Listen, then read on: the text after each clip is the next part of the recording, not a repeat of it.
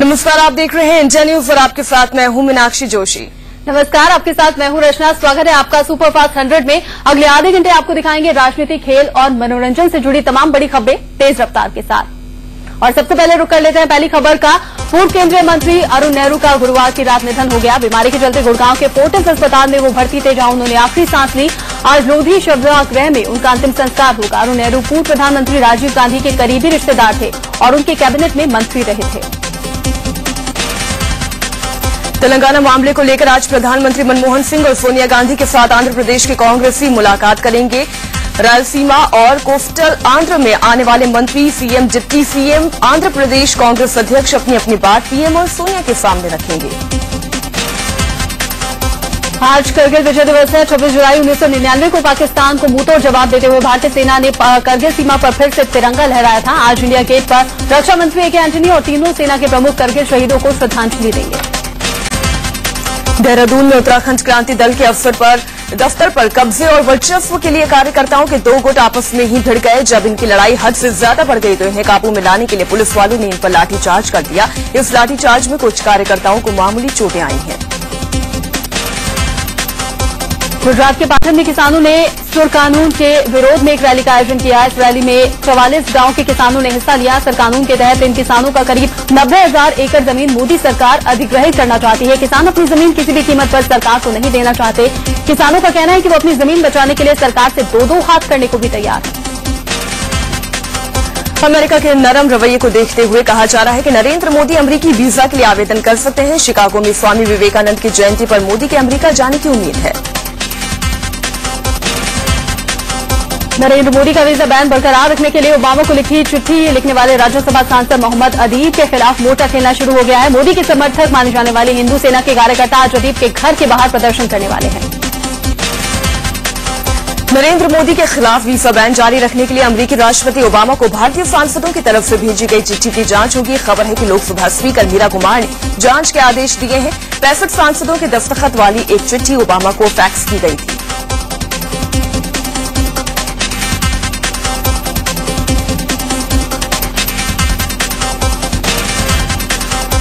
JDU से नाता टूटने के बाद बीजेपी ने मुख्यमंत्री नीतीश कुमार के एक जिले नालंदा से विश्वासघात यात्रा की शुरुआत की। गुरुवार को बीजेपी ने बिहार शरीफ में जनसभा कर नीतीश और जेडीयू पर जमकर निशाना साधा। इस मौके पर सुशील मोदी, शहनवाज हुसैन, गिरिराज सिंह समेत कई नेता मौजूद थे। नालंदा की सभा में बीजेपी नेता और पूर्व डिप्टी सीएम सुशील कुमार मोदी ने सीएम नीतीश कुमार पर जमकर निशाना साधा। उन्होंने कहा कि नीतीश कुर्सी बचाने के लिए जोड़तोड़ में जुटे हुए हैं। नालंदा की जनसभा में पहुंचे बीजेपी प्रवक्ता शहनवाज हुसैन ने भी बिहार के मुख्यमंत्री नीतीश कुमार पर निशाना साधा। केंद्रीय मंत्री गुलाम नबी आजाद ने नीतीश कुमार के उस दावे की खिल्ली उड़ाई है जिसमें नीतीश बिहार के विकास की बात करते हैं। गुलाम नबी आजाद ने जयपुर में कहा है कि बिहार और यूपी 30 साल पहले जहां थे वहीं हैं, जबकि पिछले 35 सालों से दिल्ली, आंध्र प्रदेश, कर्नाटक और राजस्थान के हर साल तरक्की हुई है।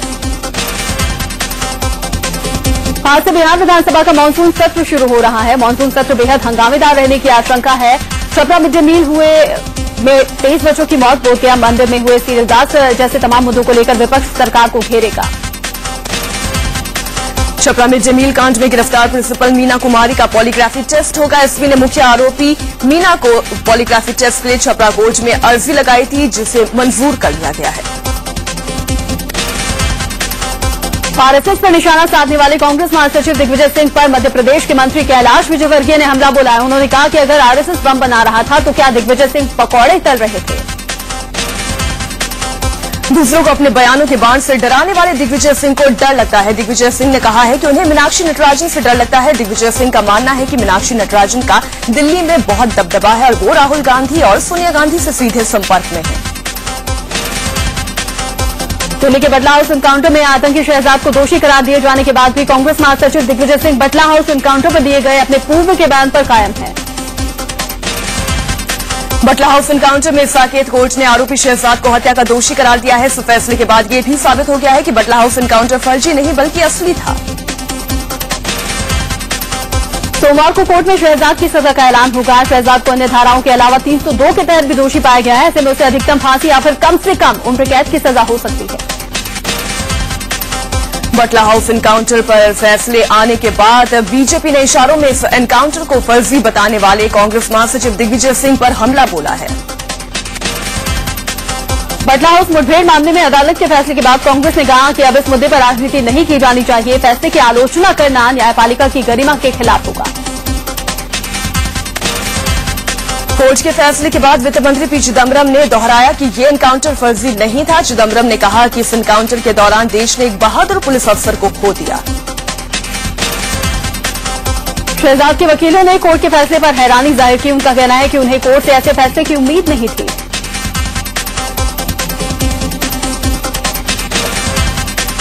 बटला हाउस एनकाउंटर का विरोध करने वाली जामिया टीचर्स एसोसिएशन के वकीलों ने कहा है कि वो इस फैसले को चुनौती देंगे। शहजाद के परिजन कोर्ट के इस फैसले से नाखुश दिखाई दिया। आजमगढ़ में शहजाद के दादा ने कहा कि वो इस फैसले के खिलाफ ऊपरी अदालत में अपील करेंगे। पिछले 16 दिसंबर को दिल्ली में चलती बस में लड़की से गैंगरेप के नाबालिग आरोपी की सजा पर फैसला 5 अगस्त तक के लिए टल गया है। इस वारदात में सबसे ज्यादा बर्बरता का आरोप इसी नाबालिग पर लगा है। गुरुवार को राहुल गांधी ने अमेठी में सीआरपीएफ के ट्रेनिंग सेंटर का उद्घाटन किया। इस दौरान राहुल ने सीआरपीएफ जवानों को संबोधित करते हुए कहा कि देश के युवाओं में बहुत गुस्सा है, इसे कम करने की जरूरत है। मोदी के खिलाफ बयान देने वाले भारत रत्न अमर्त्य सेन को लेकर बीजेपी सांसद चंद्र मित्रा ने ट्वीट किया है कि वो राजनीतिक बयानबाजी कर रहे हैं। अगर केंद्र में एनडीए की सरकार बने तो उसे अमर्त्य सेन से भारत रत्न वापस ले लेना चाहिए। चंद्र मित्रा के बयान से आहत अमर्त्य सेन ने भारत रत्न वापस लेने की पेशकश की है, बशर्ते पूर्व प्रधानमंत्री अटल बिहारी वाजपेयी ऐसा कहें। चंदन मित्रा के ट्वीट पर कांग्रेस ने बीजेपी पर हमला बोला है। सूचना एवं प्रसारण मंत्री मनीष तिवारी ने इसे फांसीवादी का नमूना बताया है। अमेरिका में मोदी के वीजा बैन पर अमेरिकी सरकार ने सफाई दी है। अमेरिका ने कहा है कि अगर मोदी वीजा के लिए अप्लाई करते हैं तो आवेदन पर विचार होगा। बीजेपी अध्यक्ष राजनाथ सिंह ने भी कहा है उन्होंने मोदी के वीजा मामले पर अमेरिकी प्रशासन से कोई बातचीत नहीं की है। उन्होंने कहा कि मोदी को वीजा देने पर फैसला अमेरिका को करना है और इस पर हंगामा ठीक नहीं है।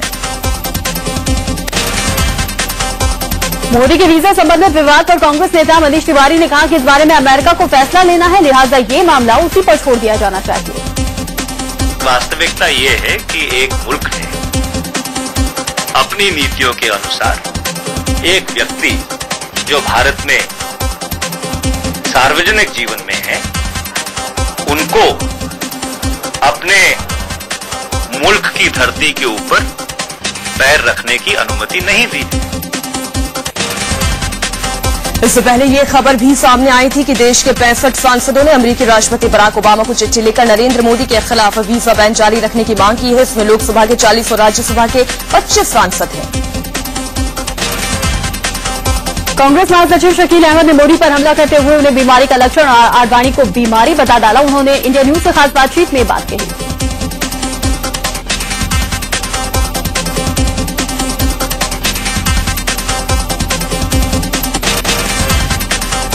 गरीबी पर कांग्रेस नेता रशीद मसूद ने अजीबोगरीब बयान दिया है। रशीद मसूद ने कहा है कि दिल्ली में सिर्फ 5 रुपए में गरीब का पेट भर सकता है।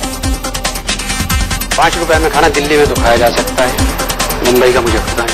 कैसे खा सकते हैं सर 5 रुपए में? दोनों वक्त का नहीं, एक वक्त का खाना 5 रुपए दिल्ली में मिलता है। आप खाएंगे वो वाला खाना? वहाँ मस्जिद में मिलता है। आप खाएंगे वो वाला खाना 5 रुपए? मेरे खाने का तो मैं तो 5 रुपए से भी कम का खाना खाता हूँ। गरीब और गरीबी के नए सरकारी आंकड़ों पर बीजेपी ने कहा कि सरकार सिर्फ कागज पर गरीबी कम कर रही है। गरीबी के आंकड़ों पर मचे बवाल पर कांग्रेस ने हैरानी जताई है। मनीष तिवारी ने इस विवाद को गैर वाजिब बताया है। मुझे इस बात पे हैरत है कि जो राजनीतिक दल अपने आप को जनहित की बात करते हैं वो इस बात पे इतराज जताएं कि इस देश में, इस मुल्क में गरीबी क्यों कम हो रही है। कांग्रेस प्रवक्ता राशिद अल्वी ने गरीबी के नए आंकड़ों को लेकर बीजेपी के सवाल उठाने पर उसे एनडीए शासन के आंकड़ों की याद दिलाई है। समाजवादी पार्टी ने भी गरीबी के नए आंकड़ों पर विरोध दर्ज कराया है। समाजवादी पार्टी मानसून सत्र में ये मुद्दा संसद में उठाएगी। झारखंड विधानसभा में शशांक शेखर भोक्ता को सर्वसम्मति से स्पीकर चुन लिया गया। शशांक शेखर भोक्ता जेएमएम के विधायक हैं। झारखंड विधानसभा के मानसून सत्र के पहले दिन राज्यपाल के अभिभाषण पर जोरदार हंगामा हुआ। राज्यपाल ने जैसे ही सरकार की उपलब्धियों का बखान किया, विपक्ष हंगामा करने लगा। छपरा के धर्मसिटी स्कूल की प्रिंसिपल मीना कुमारी को गुरुवार को कोर्ट में पेश किया गया। मीना को 10 दिन की न्यायिक हिरासत में भेज दिया गया है। मिड डे मील कांड की जांच के लिए मीना को हिरासत में रखा गया। 12 घंटे तक पूछताछ हुई। मीना को बुधवार को गिरफ्तार किया गया था। बिहार के प्राइमरी टीचरों ने मिड डे मील प्रक्रिया से खुद को अलग कर लिया है। मिड डे मील को लेकर नियमों में बदलाव से टीचर्स नाराज हैं। ये लोग 31 जुलाई को पटना में धरना देंगे। बिहार सरकार में शिक्षा विभाग के प्रधान सचिव ने शिक्षकों से अपील की है कि वो मिड डे मील योजना में सहयोग करें। ऐसा नहीं करने पर उनके खिलाफ कानूनी कार्रवाई की जा सकती है। छपरा मिड डे मील कांड की एसआईटी जांच पर आरजेडी ने सवाल खड़े किए हैं। आरजेडी सांसद रामकृपाल यादव ने कहा है कि ये सिर्फ मामले की लीरपापोती की कोशिश है।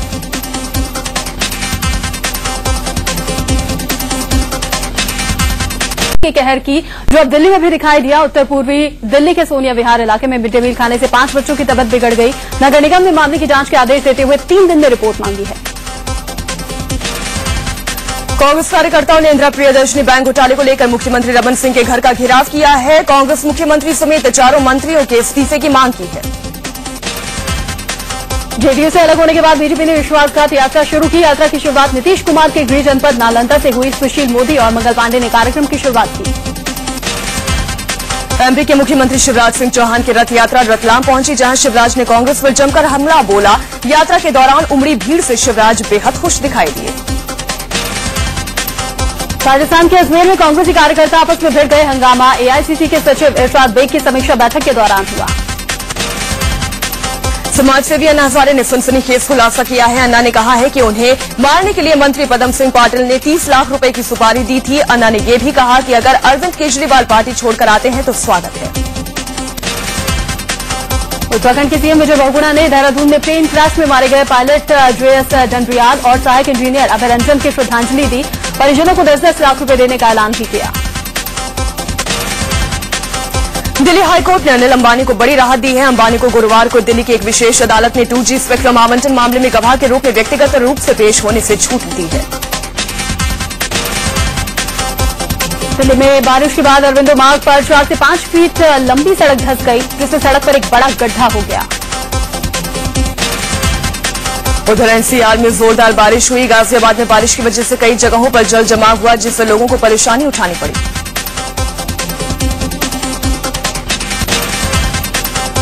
गुड़गांव में बारिश के बाद सड़कें तालाब बन गई हैं। दिल्ली जयपुर एक्सप्रेस वे पर पानी भर गया, जिसके चलते जाम की स्थिति बन गई और कई लोगों को भारी परेशानी हुई। मथुरा में लगातार हो रही बारिश से शहर के कई हिस्सों में पानी भर गया है। सड़कों पर पानी भरे होने से श्रद्धालु द्वारिकाधीश के दर्शन के बिना ही लौट रहे हैं। यूपी के बस्ती में बाढ़ से लोग बेहाल हैं। यहाँ खतरे के निशान से ऊपर बह रही घाघरा ने कहर बरपाना शुरू कर दिया है। 50 से ज्यादा गांव बाढ़ के पानी से घिर गए हैं, जिससे हजारों लोग बेघर हो गए हैं। लगातार हो रही बारिश के चलते मेरठ में गंगा नदी उफान पर है, जिसके चलते खादर इलाके के कई गांव बाढ़ की चपेट में आ गए हैं। सैकड़ों एकड़ फसल बर्बाद हो गई है और गांवों का सड़कों से संपर्क टूट गया है। फैजाबाद में सरयू नदी खतरे के निशान से ऊपर बह रही है। कई गांवों में बाढ़ का संकट पैदा हो गया। फसलें तबाह हो गई हैं, जिसके बाद लोग बेघर होकर पलायन करना शुरू कर रहे हैं। भारी बारिश के चलते नदियों में आए उफान के बाद बिहार के बगहा टाइगर रिजर्व में पानी घुस गया है। जमीन के कटाव के चलते टाइगर रिजर्व के जानवरों पर भी खतरा मंडराने लगा है। आगरा में मुख्यमंत्री अखिलेश यादव की सबसे बड़ी लैपटॉप योजना को दीमक लग गया। गोदाम में 8,000 से ज्यादा लैपटॉप को दीमक चाट रहे हैं, लेकिन सीएम के पास इन्हें छात्रों को बांटने की फुर्सत नहीं है। यूपी के लखीमपुर खीरी में इंटर के छात्रों को बांटे जाने वाले लैपटॉप बारिश के शिकार हो गए। अधिकारियों की लापरवाही की वजह से कुल 1170 लैपटॉप भीग गए। बोधगया ब्लास्ट की गाज मंदिर के आसपास की दुकानों पर गिरनी शुरू हो गई है। प्रशासन ने इस इलाके की दुकानों पर बुलडोजर चला दिया है। यूपी के हापुड़ में एक एसपी नेता और उसके 3 साथियों ने एक छात्रा के साथ गैंगरेप किया। एसपी नेता ने छात्रा को दाखिला दिलाने के बहाने नशीला पदार्थ खिलाकर इस वारदात को अंजाम दिया। गाजियाबाद के कबीरनगर में तेजाब से भरे कैप्सूल और कैंटर की टक्कर में 2 लोगों की मौत हो गई। मरने वाले दोनों शख्स कैंटर के ड्राइवर और क्लीनर थे। आगरा में डीएम ऑफिस और एसएसपी ऑफिस के सामने एक शख्स टावर पर चढ़ गया। इस शख्स की बहन के साथ कुछ दबंगों ने रेप करने की कोशिश की थी। पुलिस ने कार्रवाई करने पर पीड़ित युवक इस टावर पर चढ़ गया। दिल्ली के लाजपत नगर इलाके में रेत से भरा ट्रक डिवाइडर से टकराकर पलट गया। ट्रक का ड्राइवर फरार है। हेल्पर को पुलिस ने हिरासत में ले लिया। दिल्ली के ओखला इलाके में भी एक बेकाबू ट्रक फ्लाईओवर से नीचे गिर गया। हादसे में घायल ट्रक ड्राइवर को इलाज के लिए अस्पताल में भर्ती करवाया गया है। राजस्थान के भरतपुर में मकान की नींव खुदाई के दौरान मिट्टी धंसने से 8 मजदूरों की मौत हो गई। मकान मालिक के खिलाफ केस दर्ज हो गया। कानपुर के नवाबगंज में पहले लड़की के साथ छेड़छाड़ और मारपीट की गई। जब पुलिस में शिकायत दर्ज कराई गई तो आरोपी लड़के ने लड़की के घर वालों को भी पीटा। मध्य प्रदेश के इंदौर में एक मासूम बच्ची के साथ छेड़छाड़ और ब्लू फिल्म दिखाने के मामले में पुलिस ने घर के नौकरों को ही गिरफ्तार किया है। धनबाद में एक डॉक्टर ने इलाज कराने आई युवती के साथ छेड़खानी और अश्लील हरकत करने की कोशिश की। युवती के शोर मचाने पर स्थानीय लोगों ने डॉक्टरों की जमकर धुनाई की। हरियाणा के पलवल में एक नाबालिग लड़की के साथ रेप हुआ। आरोपी पड़ोस का ही एक लड़का है। मामला भिड़ूकी गांव का है। 14 साल की इस लड़की को रास्ते से जबरन उठा लिया गया था। पुलिस ने केस दर्ज कर आरोपी की तलाश शुरू कर दी है। मध्य प्रदेश के डाबरा में मुठभेड़ के बाद पुलिस ने दस्यू बालदास डीमर के गिरोह के आधा दर्जन सदस्यों को गिरफ्तार किया है। इंदौर में सीएनजी के बढ़ते दामों से परेशान ऑटो रिक्शा यूनियन की हड़ताल। ऑटो बंद होने से लोगों को काफी परेशानी हुई। फरीदाबाद के बल्लभगढ़ में एक सरकारी स्कूल में करीब 20 बच्चों के आयरन की गोली खाने की वजह से तबीयत बिगड़ गई है। बच्चों ने पेट दर्द की शिकायत की थी, जिसके बाद उन्हें भर्ती कराया गया। गुड़गांव में आयरन की गोली खाने से 50 से ज्यादा स्कूली बच्चे बीमार पड़ गए। आयरन की गोलियां यहां के सिकंदरपुर, घमरोज, भोजडी के सरकारी स्कूलों में बांटी गई थी। आयरन की गोली खाते ही बच्चों को उल्टी दस्त शुरू हो गए। हरियाणा के हांसी में आयरन की गोलियां खाकर 173 बच्चे बीमार हो गए। सुल्तानपुर मोट और थुराना गांव के इन बच्चों को सरकारी स्कूलों में आयरन की गोलियां खिलाई गई थी। पेट में दर्द शुरू होने के बाद बच्चों को अस्पताल में भर्ती कराया गया था। बीएमसी ने की पूरे मुंबई में वाईफाई कनेक्टिविटी। जी हां, शिवसेना ने किया था अपने घोषणा पत्र में वादा। साल के आखिरी तक योजना शुरू करने का लक्ष्य। पंजाब सरकार चंडीगढ़ के पास एक नए शहर बसाने की तैयारी कर रही है। नए शहर का नाम न्यू चंडीगढ़ होगा। नए शहर को लेकर पंजाब और हरियाणा सरकार में मतभेद है। अपने दोस्त संतोष लाल के श्राद्ध कर्म में शामिल होने के लिए टीम इंडिया के कप्तान महेंद्र सिंह धोनी अपनी छुट्टियां बीच में ही छोड़कर रांची पहुंचे। धोनी को हेलीकॉप्टर शॉट सिखाने वाले संतोष की कुछ दिन पहले ही मौत हुई।